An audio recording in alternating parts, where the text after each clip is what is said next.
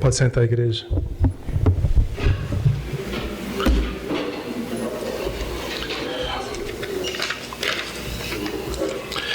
Graça e paz, irmãos. Todos bem? Estamos mais uma vez aqui para falar da palavra do Senhor. Como o pastor disse e orou, né? Espero que o Senhor me use para falar para vocês tudo que está no meu coração e que vem do trono de Deus também. Amém? A Jéssica esteve falando aqui, eu achei muito interessante, porque acontece bem isso com o crente, com o passar do tempo nós vamos nos esfriando, vamos desligando, perdendo o contato com o Senhor, não é? E acabamos deixando de lado, isso é assim mesmo, como ela mesmo disse aqui na abertura do culto, e a gente vai se conformando com isso, vamos esfriando, vamos ficando cada vez mais distantes do Senhor. Mas nós não podemos nos conformar com isso não, irmãos. Nós precisamos ir para uma guerra, a guerra constante que nós temos no nosso dia a dia, não é? No mundo nós aprendemos que nós temos que ser o melhor. Temos que ser melhor que o nosso colega de trabalho para passarmos por cima dele, para estarmos na frente, para ganharmos uma promoção, para ganharmos mais do que ele. Então o que nós assistimos em grandes empresas é um atropelamento constante de uma pessoa em cima da outra, sempre querendo ser mais do que o outro, usando todos os meios possíveis e imagináveis, honestos e desonestos, não é? E nós não somos assim. Nós podemos até ter sido assim no passado, por ignorância, por maldade até que estava no nosso coração, mas a partir do momento que entregamos a nossa vida ao Senhor, a nossa vida tem que mudar. Tudo isso tem que ser passado e não pode voltar mais nas nossas vidas, amém? Muitas vezes nós vemos aqui, em noticiários, em uma série de coisas que vemos na televisão, justamente isso, né? Que o poder do dinheiro, o status, né? Aquilo que dá uma segurança para as pessoas é uma segurança falsa. Porque todos nós estamos hoje sujeitos, crentes ou não crentes, né? Sujeitos ao que está no mundo. Obviamente, nós, quanto mais ligados ao Senhor, mais proteção nós temos. Ele diz que coloca 2 anjos ao nosso redor para nos cuidar. Mas nós estamos também recebendo essas pedradas, né? Esses dias eu recebi um e-mail bastante interessante, que estava assim, a pessoa recebendo uma pedrada assim, acertou a pedrinha na cabeça, e ele, Senhor, blasfemando, Senhor, por que eu? Por que eu? E aí no próximo quadrinho mostrava o Senhor, com os braços abertos, recebendo muitas pedras, e uma passou e atingiu ele lá atrás. E o Senhor falou para ele, atingiu uma você aí? Pegou uma em você? Quer dizer, muitas vezes nós estamos lamentando aqui ataques do inimigo, mas não estamos vendo todos aqueles que foram evitados, né? Então, nós andamos na rua, todo dia nós estamos correndo riscos de ser assaltados, de sofrermos um acidente de trânsito. Então isso é um risco constante na nossa vida, e o Senhor está sempre nos livrando. Mas está nos livrando como? Sempre, em tempo integral. A partir do momento que nos convertemos, vai ser sempre assim, estamos bonitos na foto e livres de qualquer problema. Não é bem assim, né, irmãos? Nós precisamos estar firmes, obedecendo ao Senhor, cumprindo as determinações dEle, nos submetendo à vontade dEle. Isso é que é o importante. E, infelizmente, a religiosidade nos engana, nos acaba expondo a situações que as pessoas acham que estão protegidas. Já estou convertido, já sou do Senhor, vou uma vez por semana na igreja, está tudo bem comigo, e vamos relaxando. Não é bem assim, né? Então vamos procurar voltar, estar sempre na presença do Senhor. Porque nada o que está aí fora nos garante. Eu recebi um outro e-mail também que foi muito interessante, mostra um empresário muito bem sucedido, andando com a sua Mercedes blindada, descendo para a Baixada num feriado, carro blindado, e uma certa pessoa fechou ele por um descuido qualquer. Ele não se sentiu, né, de rogado, foi atrás, fechou o sujeito, desceu do carro para brigar, e o cara sentou 3 tiros nele. Então, o que adiantou ele ter aquele dinheiro todo, segurança, carro blindado, tudo isso foi em vão. Então, irmãos, nós temos que estar firmes, né? Porque o diabo, ele pode matar a nossa carne, mas pior é o Senhor, que além de matar a nossa carne, ele pode mandar a nossa alma para o inferno. Amém? Todos os nossos projetos, eles têm que ter o Senhor. Se não tiver Deus no nosso projeto, vai dar errado. Então, nós temos que estar sempre atentos a tudo isso.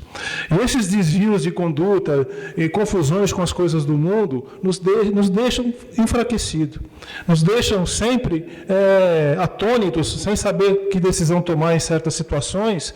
Então hoje nós vamos falar sobre pedir ou fazer. O que é o correto? Ou será que tem correto? Será que o correto é pedir? Será que o correto é fazer? Não. Existe uma linha tênue que divide isso. E nós temos que saber o momento em que fazer isso. Amém? Vamos abrir a nossa Bíblia aí, Mateus 7, versículo 7 e 8. Amém? O que diz aí, irmãos? Aí diz assim: pedi e dar-se-vos-á. Buscar, encontrareis. Batei e abrir-se-vos-á. Continuando aí. Pois aquele que pede, recebe, e o que busca, encontra, e ao que bate, se abre. O Senhor Jesus, ele exortou a oração e para termos confiança em Deus, em seu Pai. Amém? Então ele mostra que o Senhor não vai nos abandonar, que Ele não vai nos deixar, né, numa situação em que a nossa necessidade é premente. Então nós pedindo, nós vamos ter. Então ele confirma, né? Ele confirma aqui embaixo dizendo: aquele que pede, recebe. O que busca, encontra. E o que bate, se abre. Não é? Agora, nós temos que ter alguns cuidados. A gente supõe sempre que Deus, Ele é como sendo onisciente. Muitas vezes nós não precisamos pedir. Ele sabe. Muita gente ouve falar: não, o Senhor sabe de todas as coisas. Irmão, eu estou na paz. O Senhor sabe de todas as coisas. E esquecemos de pedir, que é justamente o que a palavra fala. Nós temos que pedir.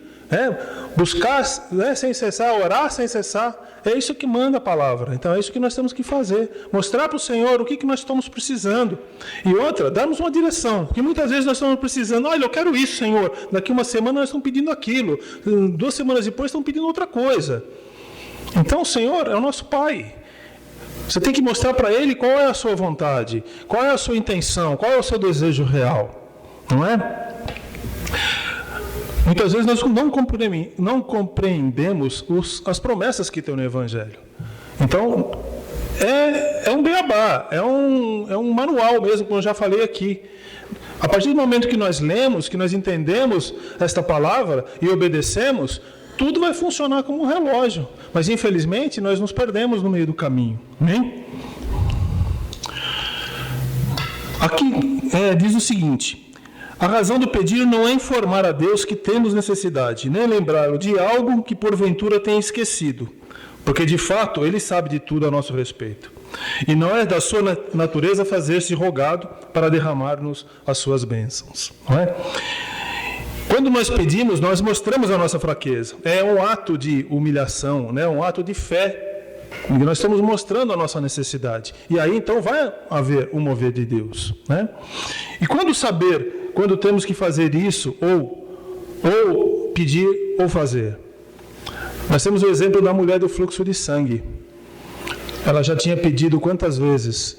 A vida inteira ela passou 12 anos, né, atrás daquele problema dela. A palavra diz que ela gastou todo o seu dinheiro com médicos. Então ela não tinha mais alternativa. Hoje a mulher que tem problema de fluxo de sangue, né, ou seja, está menstruando o tempo todo, ela vai no médico, toma uma pílula, ela toma vitaminas para compensar aquilo e está tudo bem, né? Tem alguns recursos higiênicos também para se manter limpa, mas naquela época a mulher com fluxo de sangue, ela era considerada imunda.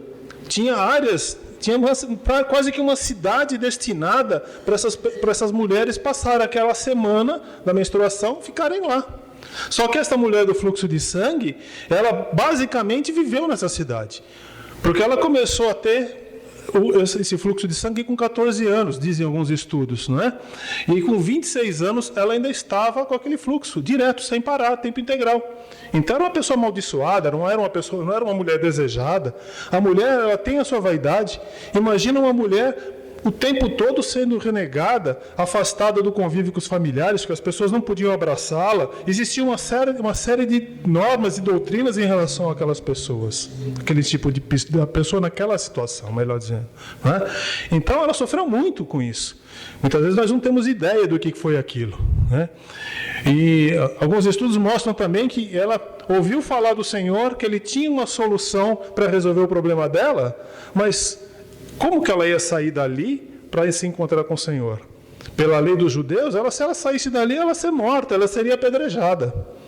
Então, claro que não foi por coincidência, porque nós sabemos que o Senhor ele é tremendo, né? Por coincidência, então vamos dizer assim, ele passou exatamente naquela região onde as mulheres estavam naquelas condições.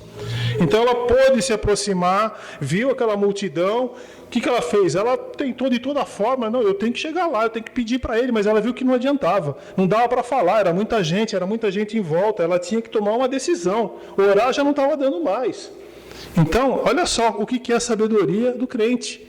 Tem que saber até onde vai. Orou. Tem coisas que nós temos que deixar o Senhor fazer. Ele vai mostrar, Ele vai revelar. Tem outras coisas que nós temos que dar andamento. Nós temos que procurar e fazer. E foi o que ela fez. Ela atravessou aquela multidão tropeçando. Imagina o estado de fraqueza que essa mulher tinha, com 12 anos, né, com hemorragia. Então ela era fraca para enfrentar uma multidão que tinha homens fortes, mulheres de todo tipo. Ela foi empurrando, foi sendo pisoteada, foi chegando lá e ela conseguiu tocar no manto dele, na barra do manto, quase praticamente no pé. E o Senhor saiu virtude dele, o poder dele curou a mulher naquele momento. Então é essa sabedoria que nós temos que ter. É essa sabedoria que nós temos que discernir, que nós temos que chegar no momento, bom, agora sim, é hora de fazer. Né? Porque passamos, às vezes, muitos anos pedindo, né? Porque a palavra, voltando um pouco, diz assim que batei, abri-se-vos-á, né? Buscai e achareis, tal. Mas muitas vezes nós estamos pedindo, mas também não temos. Mesmo tentando fazer, não chegamos a lugar nenhum. Aí já é uma terceira situação. O que está acontecendo? O Senhor não disse que dá todas as coisas? O Senhor Jesus não falou, tudo que pedires em meu nome, meu Pai vai vos dar? Não é? Então por que não deu? Por que não aconteceu? Porque existem algumas condições. Vamos ver aqui em Lucas 6:38. Amém? A palavra do Senhor diz: dai e dar-se-vos-á. Boa medida, recalcada, sacudida e transbordante.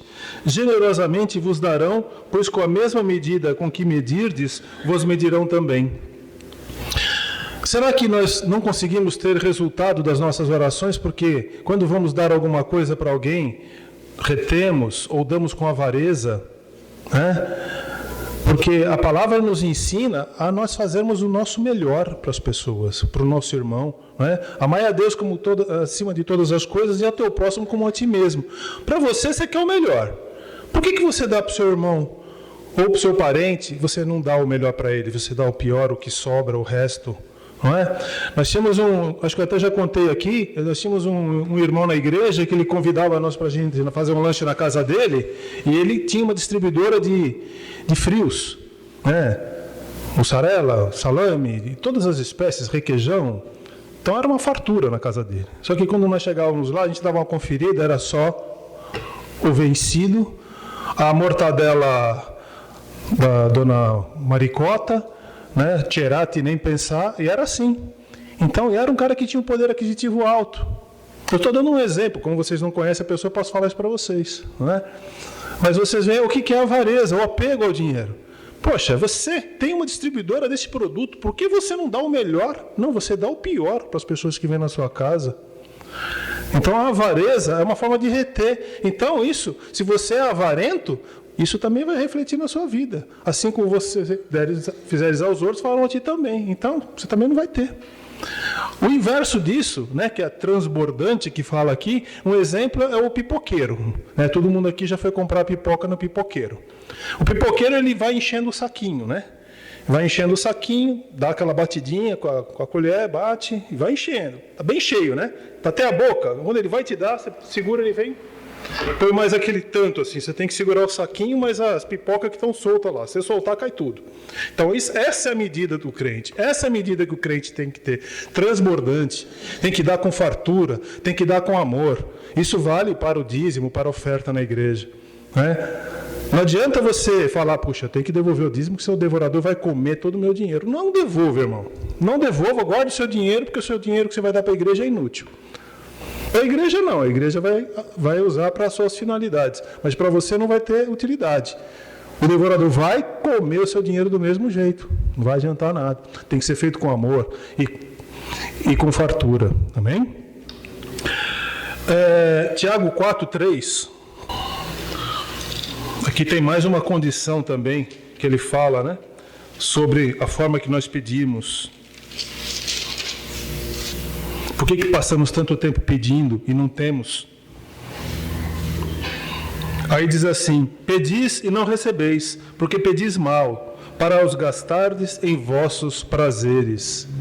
O Senhor, como nós já falamos, Ele sabe realmente de todas as coisas, isso não tenha dúvida. E Ele sabe também a intenção do nosso pedido. Muitas vezes estamos lá clamando, chorando: Senhor, me dá isso, Senhor, me dá um carro novo, porque eu quero dar uma carona para os irmãos da igreja, coitadinhos, vão na chuva. Quando você recebe o carro, eu não vou botar aquele meu irmão, mora lá no barro, vai sujar todo o meu carro de terra, ou nada. Cadê a sua oração? Sua oração foi de Araque. E o seu irmão sabe o que está o Senhor sabe o que está no seu coração. Então não adianta você pedir, porque Ele também não vai te dar, não é? Mais outra aí, seria em João 15:7, que diz assim, essa condição aqui é interessante mesmo, né? Se permanecerdes em mim e as minhas palavras permanecerem em vós, pedireis o que quiserdes e vos será feito. Isso é o que eu estava falando no início aqui. Quer dizer, não adianta nós ficarmos pedindo se nós não conhecemos a palavra do Senhor, não conhecemos a vontade dEle, se não cumprimos aquilo que Ele manda. Então tudo isso é em vão. Nós estamos pedindo e vai ser inócuo, não vai ter efeito, não vai ter resultado. Não vamos ter retorno. Amém, irmãos? 2 Crônicas 7:14... diz assim, se vocês não quiserem abrir, só ouvir. Se o meu povo que se chama pelo meu nome se humilhar e orar, buscar a minha face e se converter dos maus caminhos, então ouvirei dos céus e perdoarei seus pecados e sararei sua terra. Isso é uma promessa. Não é? Então existe aqui uma sequência que nós temos que obedecer para que nós tenhamos as promessas do Senhor. Sem isso, não temos promessa, a promessa não vai acontecer. Qual é? Repetindo aqui, é humilhar, quer dizer, nós temos que se humilhar na presença do Senhor, nós temos que nos submeter a Ele, orar. Quer dizer, será que nós oramos?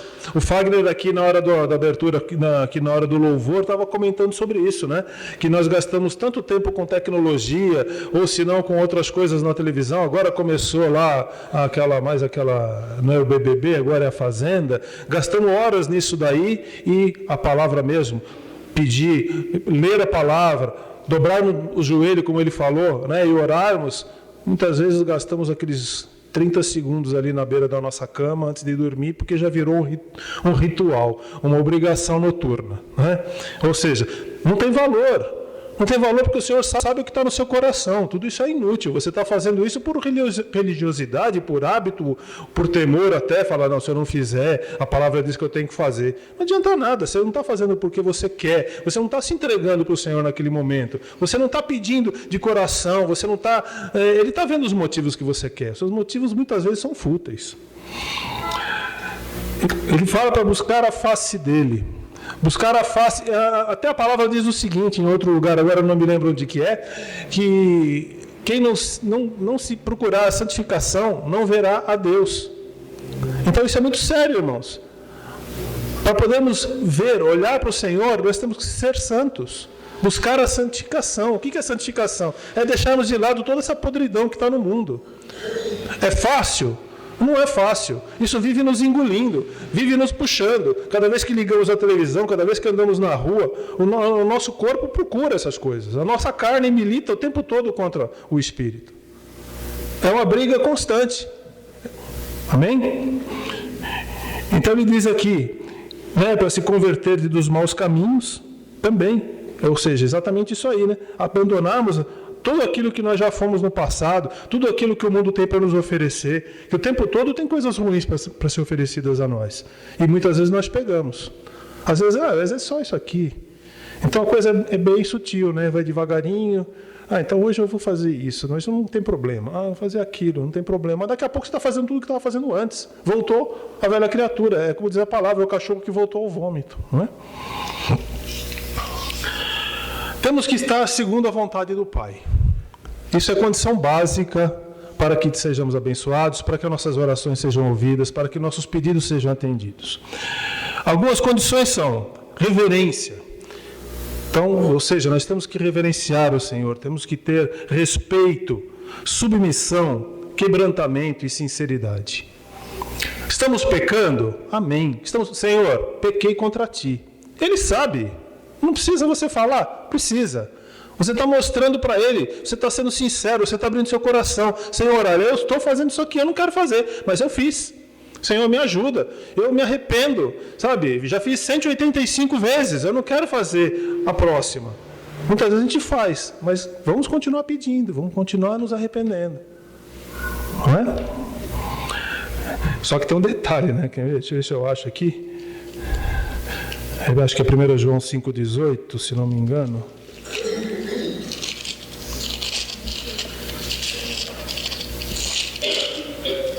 É isso mesmo. Sabemos que todo aquele que é nascido de Deus não vive pecando. Antes o guarda aquele que nasceu de Deus e o maligno não lhe toca. Pois é, o maligno não lhe toca quando a gente não vive pecando. Então essa redundância de pecado, de várias vezes você fazer novamente, você começa a voltar a sofrer ataques de Satanás. E isso faz com que você fique cada vez mais vulnerável e fique cada vez mais difícil de você se controlar e evitar as coisas do mundo. Então o pecado é uma coisa séria. Nós precisamos tomar muito cuidado com isso. Amém? Uma coisa interessante é que Deus ele não se decepciona com você. Eu ouvi isso aí de um amigo meu uma vez e achei bastante interessante. Deus não se decepciona com a gente. Porque Ele conhece o que nós fomos, o que nós somos e o que nós seremos. Então para Ele não tem novidade nenhuma. Então não adianta você querer esconder alguma coisa dele. Abra seu coração, mostra, revela, pede. Entendeu? Provérbios 14:12. Também não precisa abrir. Há um caminho que ao homem parece direito, mas o fim dele conduz à morte. Muitas vezes nós estamos fazendo as coisas e achando que está tudo certo. Só que, na verdade, está tudo errado. É um caminho de morte. Então nós precisamos rever as coisas que nós estamos fazendo. Muitas vezes estamos pensando que estamos acertando e estamos errando. Muitas vezes somos arrogantes com as pessoas, tratamos mal as pessoas, porque achamos que nós somos melhores que elas, porque nós somos convertidos, nós somos crentes. O cara é espírita, é macumbeiro, esse cara vai para o inferno, entendeu? Então nós já julgamos ele. Então, isso também é perigoso, porque é pior ainda o que nós estamos... Ele está na ignorância, mas ele se arrepende, se converte e sobe. E vai no arrebatamento e nós vamos ficar aqui. Amém? Romanos 7, 14 e 25. Essa eu queria que vocês abrissem. Aliás, é do 14 ao 25, tá?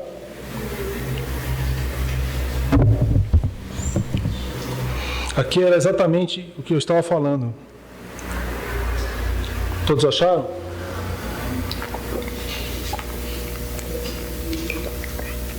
Amém? Então aqui é Paulo. Engraçado, né? Paulo, ele era um cara inteligentíssimo, muito bem informado, um cara rico, tinha berço, falava várias línguas e era caçador de cristãos. O trabalho dele era detonar com a gente. Belo dia, no cavalo, o Senhor derrubou, deixou ele cego, aquela história que todos conhecem, né? Se converteu, virou um crentão, daqueles bons mesmo, né? Que prega o evangelho, traz as pessoas para a igreja, né? Ensina, conhece tudo, mas ele também tinha os momentos dele de fraqueza, né? Voltando àquilo que a Jéssica estava falando, é nessa hora que nós temos que tomar cuidado, nos momentos de fraqueza mesmo, porque nós começamos a dar lugar ao diabo. Mas nós não percebemos, mas aquilo vai entrando e vai nos tomando conta. Então vamos ler aqui. Aqui ele diz o seguinte, é no 14. Bem, sabemos que a lei espiritual, que a lei é espiritual, mas sou carnal, vendido como escravo ao pecado. Então ele está dizendo aqui que nós somos todos carnais. Nós temos isso em nós. Nós estamos vendidos ao pecado. Mas a lei serve para isso. Para que serve a lei? Para mostrar o pecado. Se não existisse lei, nós não saberíamos que aquilo é pecado. Então é para isso que serve a lei. Não é para que agora nós vamos começar a pecar. Não, é para você ter conhecimento. Se você fizesse antes, você não sabia. Você estava em ignorância. Mas agora você sabe. O que faço, continuando aí, o que faço não entendo. Pois o que quero, isso não faço. Mas o que aborreço, isso eu faço. Então é isso, a carne, como eu falei, ela milita o tempo todo brigando contra o Espírito, o provocando, tentando tirar ele do trilho, levar ele para o outro lado que não tem nada a ver com os caminhos do Senhor. Continuando, e se faço o que não quero, consinto com a lei que é boa, de maneira que agora já não sou eu que faço isso, mas o pecado que habita em mim. Eu sei que em mim isto é, na minha carne não habita mal algum, bem algum, aliás, eu vou ler de novo. Eu sei que em mim, isto é, na minha carne não habita bem algum. Isso aqui é Paulo falando, gente. Ele está dizendo que na carne dele,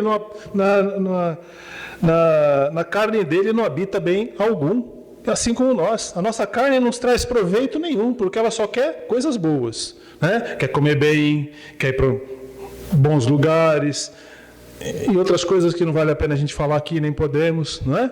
Então a carne serve para isso, para nos desviarmos. E o Espírito tem que conhecer a lei, e por isso que temos que conhecer a palavra. Conhecendo a lei, vamos evitar de errar. Se erramos, podemos nos arrepender. Se erramos, podemos pedir ao Senhor, nos traz de volta, nos corrige, nos ensina, nos protege. Com efeito, o querer está em mim, mas não consigo realizar o bem. Paulo não conseguia realizar o bem muitas vezes. Um homem de Deus, um apóstolo de Deus. Imagina, há quantos anos-luz Paulo está de nós, não é? Então nós, como ele diz em outros lugares, né, para sermos imitadores dele, assim como ele é de Cristo. Então, uma pessoa dessa que é imitador de Cristo passa por isso. Por que nós não vamos passar? Mas temos que ter cuidado, porque é aqui que nós caímos, é aqui que o pecado entra na nossa vida e Satanás toma conta e faz o que ele quiser, sapateia. Ora, se eu faço o que não quero, já não faço eu, mas o pecado que habita em mim. Acho então esta lei em mim que, quando quero fazer o bem, o mal está comigo. Pois segundo o homem interior tenho prazer na lei de Deus, mas vejo nos meus membros outra lei que batalha contra a lei do meu entendimento e me prende debaixo da lei do pecado, que está nos meus membros. Miserável homem que sou. Essa frase dele é fantástica, né? Ele declarando que ele é um homem miserável. Quer dizer, ele estava brigando, ele estava em luta contra ele mesmo, sabendo de como ele estava errando. E essa é uma luta que nós temos também, irmãos. Uma luta que nós temos o tempo todo, para evitarmos sermos contaminados pelo que tem aí.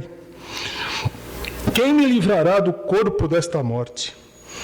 Aí vem o refrigério aqui, né? Dou graças a Deus por Jesus Cristo nosso Senhor, de sorte que eu mesmo, com entendimento, sirvo a lei de Deus, mas com a carne, a lei do pecado. Então vamos fazer força para ficar longe dos desejos da carne, amém, irmãos? Mateus 22, 29 diz que nós erramos por não conhecermos as Escrituras, nem tampouco o poder de Deus. A religiosidade ajuda muito nisso. Muitas vezes nós se pegamos em alguns detalhes na Bíblia, né? Tipo assim, um exemplo, o palavrão, né? E a mentira. O que é pior? O que é pior? Palavrão ou a mentira? Os dois. O palavrão, você tropeçou, meteu a cara no chão, fez um galo desse tamanho, você solta aquele lá, mas você se arrepende em seguida. Né? Saiu da sua boca a palavra torta, mas você foi por um momento. O cara te fechou no trânsito, você fala aquela coisa feia para ele, mas você se arrependeu, Senhor, me perdoa. A mentira não. A mentira é um pacto com o diabo que você faz. É um pacto com o pai da mentira. Porque a mentira, ela precisa de outra mentira para sustentar a mentira, que precisa de outra mentira para sustentar a mentira, não tem fim. É o tempo todo você tem que mentir para cobrir aquilo. Ou você vai ser desmascarado, vai passar vergonha.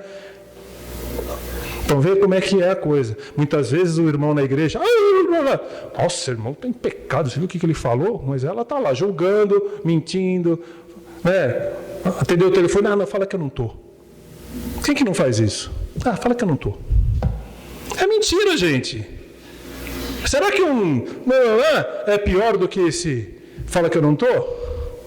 Não é? Vê como é sutil. Como uma coisa entra na nossa vida e a gente acha que está tudo normal. Então nós temos que ter muito cuidado. Em Efésios 6 fala que a palavra é espada, né? A espada do Espírito lá fala sobre a armadura de Deus. Cada parte da armadura é um fundamento, né? E a palavra é a espada do Espírito, que é com ela que nós nos defendemos, é com ela que atacamos, né? Então temos que conhecer bem essa palavra. Olha só, na hora da consagração, a Lourdinha sobe aqui, né? Ora, manda repreender o devorador na nossa vida, não é? Só que se nós formos lá em Mateus 23, lá diz que sem misericórdia, justiça e fé, o dízimo é inútil. O Senhor fala que os fariseus eram hipócritas, porque eles devolviam o dízimo da hortelã e de mais o cominho também, mas não tinham misericórdia de ninguém, justiça muito menos, e não acreditavam em nada, acreditavam neles mesmos. E conheciam a palavra, hein? Eram arrogantes, prepotentes. Então, irmãos, não vamos nos enganar. João 15,15 diz que sem o Senhor nada podemos fazer. E isso é verdade. Então, nós temos que ter esse discernimento. Temos que saber a hora de fazer, a hora de pedir, a forma para pedirmos, em que condição estamos com o Senhor. Se estamos pedindo e não estamos sendo atendidos, opa, sinal de alerta. Vamos ver o que está acontecendo. Vamos voltar e vamos pensar. O que estamos fazendo errado? O que não estamos fazendo? Será que estamos tratando bem o nosso irmão? Será que estamos sendo miseráveis com ele? Será que estamos maltratando? Estamos sendo arrogantes? Estamos julgando as pessoas?